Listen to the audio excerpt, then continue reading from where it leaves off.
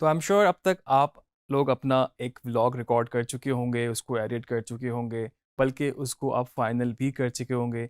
और जो चीज़ें हमने एडिटिंग लेक्चर्स में या फिर आफ्टर इफेक्ट में सीखी, उन सब सारे लेक्चर्स को देखते हुए जो टेक्निक्स हमने सीखी, उन सब को आप इसमें यूटिलाइज करते हुए एक फाइनल प्रोडक्ट बना चुके होंगे।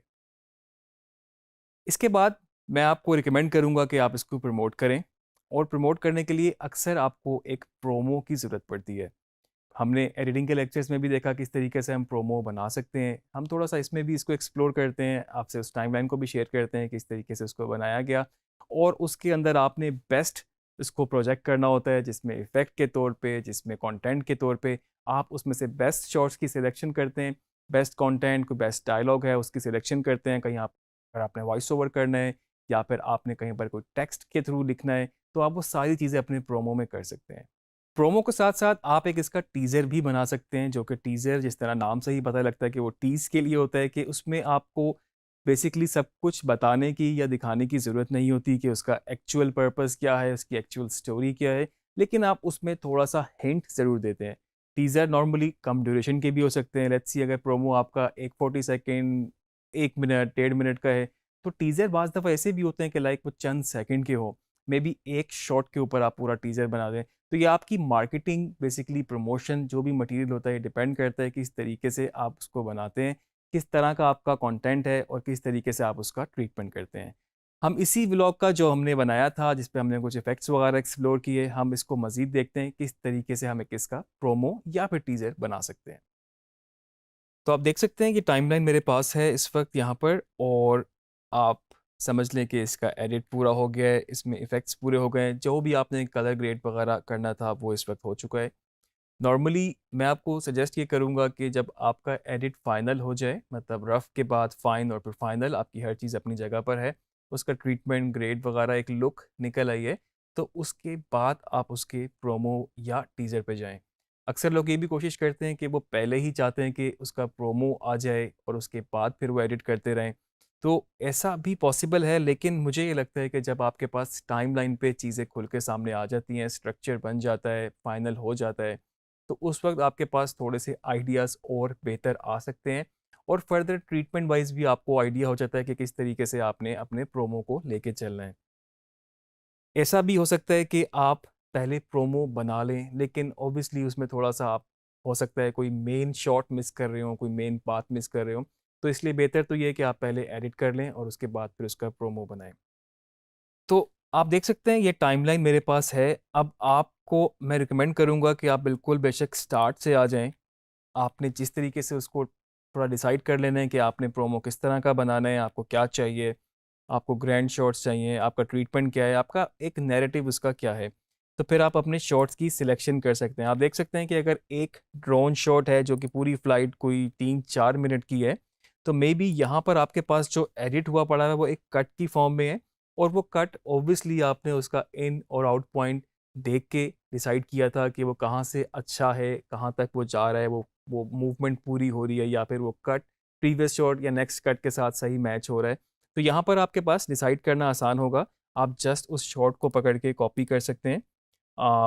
कॉपी करके आप, मैं इन पॉइंट यहाँ दोबारा लगा देता हूँ ताकि दोबारा आना यहाँ आसान हो, और आप उसको कहीं पर रख सकते हैं। मेबी इसी के एंड में मैंने यहाँ पर इसको कंट्रोल वी किया तो ये पेस्ट हो गया, सिर्फ इतना शॉट कॉपी पेस्ट कर लिया। क्या जिस तरह के हमारे पास यहाँ पर एक प्रोमो का अलग से एक हमने सीक्वेंस ही बनाया हुआ है, तो आप शॉट्स की सिलेक्शन यहाँ पर कर सकते हैं और उसके बाद फिर आप इसकी एडिटिंग कर सकते हैं। जिस तरह के एक शॉट मैंने इस टाइमलाइन से पकड़ा, जो कि मेरा फाइनल एडिट था, वो मैंने यहाँ पे रख दिया। मैं फिर एडिट में गया, शिफ्ट आई, क्योंकि मेरा इन पॉइंट यहाँ पर मैंने लगा चुका था, और इसके बाद फर्दर मैं जल्दी से देख लूँ कि कोई बात अगर मुझे यहाँ से चाहिए या कोई बात मुझे यहाँ से चाहिए, तो मैं उसको सुन के, समझ के, देख के उस शॉट के हिसाब से उसको डिसाइड कर लूँ। अगर आप अभी भी ब्लैंक हैं कि किस तरह का आपका स्ट्रक्चर होगा, तो मैं आपको रिकमेंड करूँगा कि आप बेस्ट शॉट्स उसमें से निकाल लें, एक्सट्रैक्ट कर लें उसमें से, और फिर आप प्रोमो में बेस्ट शॉट्स यूज़ करें। और आपके पास जब, जिस तरह ये घंटों का फुटेज था इस वक्त, इसका ओवरऑल अगर मैं साइज़ कैलकुलेट करूँ तो ये ओवरऑल कुछ 500 जीबी के अराउंड इसका सारा साइज़ है। और आप देख सकते हैं कि इसमें, जिस तरह मैं पहले बता चुका हूँ, कि इसमें ड्रोन भी है, इसमें डीएसएलआर भी है, इसमें मोबाइल भी है, इसमें गोप्रो भी है। तो उन सबको जब आप टाइमलाइन पे एक साथ एडिट करते हैं तो काफ़ी टाइम टेकिंग प्रोसेस है। लेकिन प्रोमो में आपके पास लकीली क्या है, आपके पास सारी चीज़ें स्ट्रीमलाइन हुई भी हैं, बेस्ट शॉट्स निकले हुए हैं। तो आप देख सकते हैं कि उसमें शॉट सिलेक्शन आसान है, और उसके बाद जब आप उन सिलेक्शन को प्रोमो बनाने लगेंगे, तो आपके पास उस सारे वो जो 500 जीबी का डाटा था, उसमें से एडिटेड फॉर्म में से आपने जो डाटा उठाया है, तो प्रोमो में आपके पास वो डाटा ट्रिम होके और कम हो गया है। मे बी 1 मिनट का आपने प्रोमो बनाना है, तो जो शॉट्स आपने सेलेक्ट किए हैं, मे बी वो 5 मिनट के हों। तो आपने पूरे फुटेज में दोबारा से नहीं उस तरह से उसको ढूँढना, आपके पास सिर्फ़ वो वाला फुटेज होगा जो आपने सेलेक्ट किया है, जो कि बेस्ट होगा, और आपके लिए आसानी होगी शॉट बाय शॉट नेक्स्ट आगे जाना, मूव ऑन करना आपके लिए आसान हो जाएगा। तो आप समझ लें कि जिस तरह के आपको शॉट्स चाहिए, आप उसको फिर कॉपी करेंगे यहाँ से, और आप अगर प्रोमो के सीक्वेंस में रख रहे हैं, आप इसके साथ यहाँ पर इसको कंट्रोल वी, और इस तरह से आप अपने सारे शॉट्स, सारा डाटा कंपाइल कर लें। साथ-साथ हम एडिटिंग के लेक्चर्स में बाकायदा एक प्रोमो एडिट करके देख चुके हैं, और हमने उसमें डिफरेंट साउंड भी यूज़ किए थे। इसमें भी हमारे पास जो प्रोमो है, हम इसका डिफरेंट साउंड यूज़ करेंगे। ये मेरे पास एक इसका प्रोमो जो कि 56 सेकंड का है, यहाँ पर ये बना हुआ है। मैं आपको इसका थोड़ा-सा ब्रेकअप दिखा देता हूँ, किस तरीके से इसको यूज़ किया है, और हम इसको एक नज़र देख भी लेते हैं। तो इसको हम यहाँ पर एक दफ़ा प्ले करके देखते हैं, फिर आपको इसका ब्रेकअप दिखाते हैं कि किस तरीके से ये प्रोमो या फिर टीज़र बना हुआ है।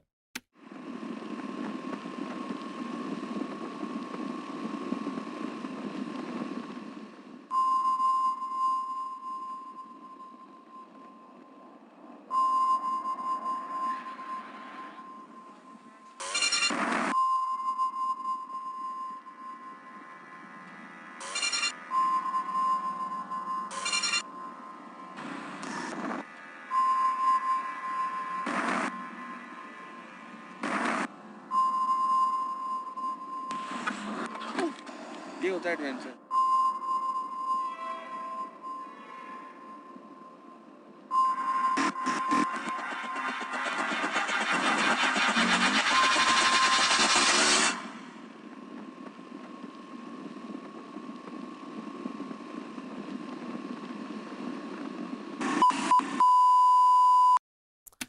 तो ये एक इसका प्रोमो था। आप देख सकते हैं कि इसमें पेस के साथ बिल्कुल प्ले अराउंड किया हुआ है, कहीं पर एकदम से बहुत तेज़ हो जाती थी चीज़ें, कहीं पर कुछ इफ़ेक्ट यूज़ हुए हुए हैं, और साउंड का भी काफ़ी इसमें रोल है। जिस तरह कि आपके पास फ़ौरन ही नेक्स्ट शॉट आया, वो बिल्कुल इस साउंड पर आ रहा है, अगर आप इसको नोट करें दोबारा।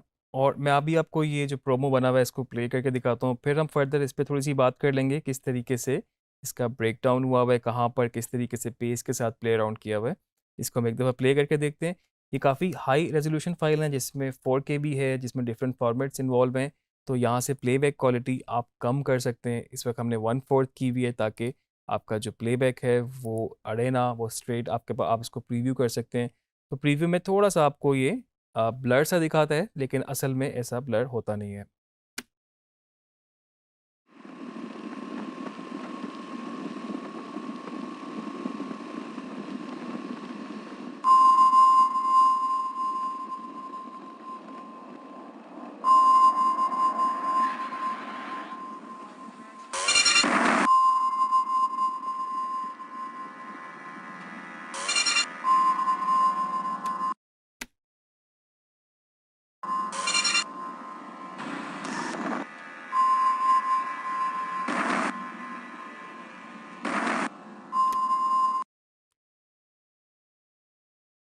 और इस तरह से हमने डिफरेंट शॉट्स की सिलेक्शन करने के बाद ये एक प्रोमो क्रिएट किया। आप देख सकते हैं ऑडियो इसकी अलग से इस पे काम हुआ हुआ है, adjustment layer for colour grading, और कुछ इफ़ेक्ट्स वगैरह, और एडिट की पेस वगैरह से थोड़ा प्ले अराउंड किया हुआ है।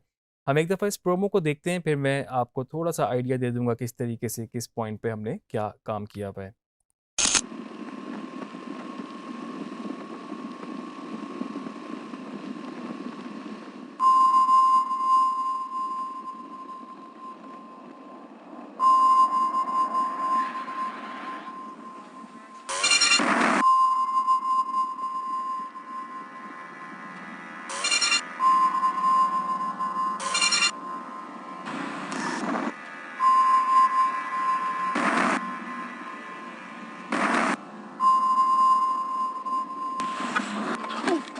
ये होता है एडवेंचर।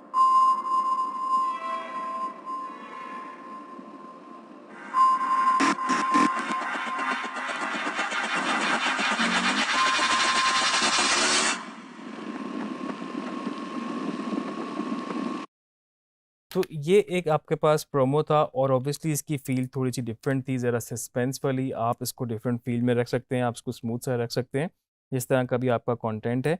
तो आप देख सकते हैं कि जिस तरह के शॉट्स चल रहे हैं साथ में म्यूज़िक के साथ, अगर नया म्यूज़िक इन हो रहा है और उसकी एकदम से एक बीट सी आ रही है, तो आपके साथ फ़ौरन शॉट चेंज हो रहा है। और उसके अलावा बीच में ये कुछ फिलर्स के तौर पे जो शॉट्स हैं, उसमें बिल्कुल छोटे-छोटे क्लिप्स के साथ-साथ ऊपर ये क्लटर्स भी यूज़ हुए हुए हैं, जिसको अगर मैं ऑफ करूँ तो आप देख सकते हैं कि एक्चुअल शॉट ये है। और उसके बाद इस क्लटर की वजह से ये एक नॉइज़ी सी इसमें ये फ़ील आ रही है। तो ये सारी चीज़ें, ये सारे इफ़ेक्ट्स आप यूज़ कर सकते हैं। एक-एक देखें कुछ फ्रेम के शॉट्स लगे हुए हैं यहाँ पर।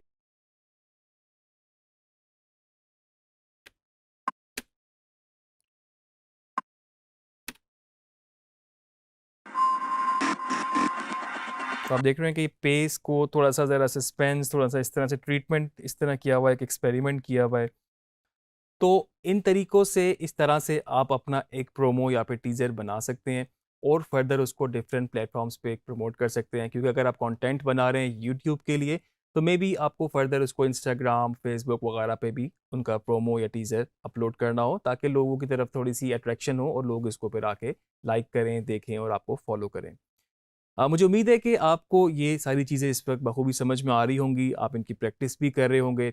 नेक्स्ट लेक्चर में हम बात करेंगे कि अगर हमने डिफरेंट प्लेटफ़ॉर्म्स पे जिस तरह के इंस्टा, फ़ेसबुक या मोबाइल डिवाइस वगैरह के लिए अगर हमने एक्सपोर्ट करना है, तो हम उनकी क्या सेटिंग्स रख सकते हैं, क्या बेस्ट पॉसिबल तरीका है कि उनकी रेज़ोल्यूशन भी मेंटेन रहे और रेशो भी मेंटेन रहे। तो हम नेक्स्ट लेक्चर में इन चीज़ों के ऊपर भी बात करेंगे।